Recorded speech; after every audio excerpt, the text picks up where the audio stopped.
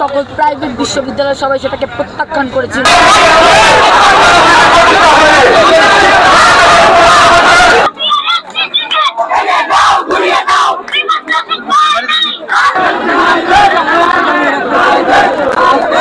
আমরা তো এই কমিটিতে ভেঙে দিয়েছি, এই কমিটি তো আমরা মানি না, কথা আমরা মানি না।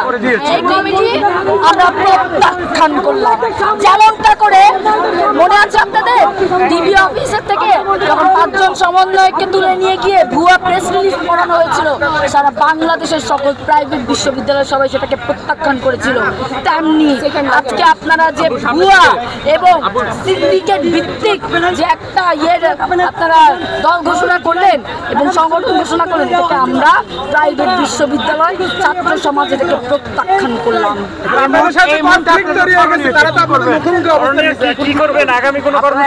আপনারা কি মনে করেন প্রাইভেটের ব্যানার শুধু এতটুকুই?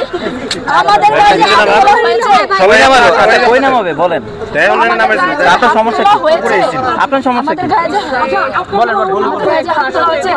প্রাইভেটের ব্যানার অনেক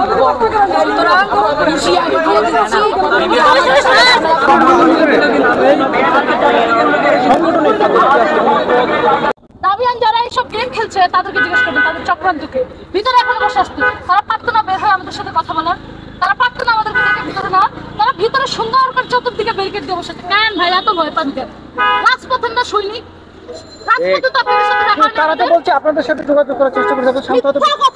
আমরা প্রতিদিন বাংলা মোটরে থাকি, এখানে যারা আছে সবাই বাংলা মোটরে থাকে। আমরা 4টা পর্যন্ত প্রাইভেট বসে আছিলাম তাদের সাথে কথা বলার জন্য, কমিউনিকেট করার জন্য, তারা করে নাই।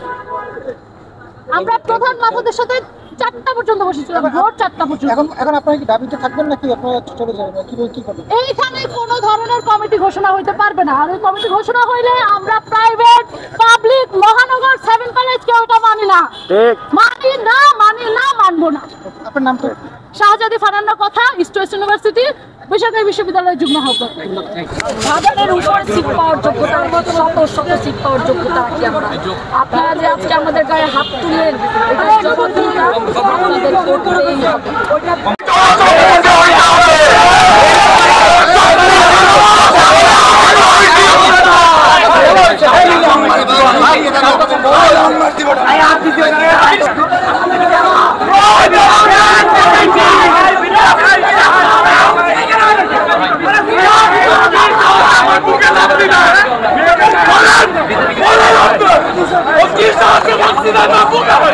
আমরা এই হিসাব আমরা নিব। দরকার পড়ে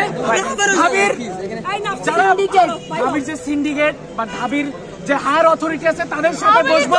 দরকার হলে আমরা রাষ্ট্র পর্যায়ে যাব।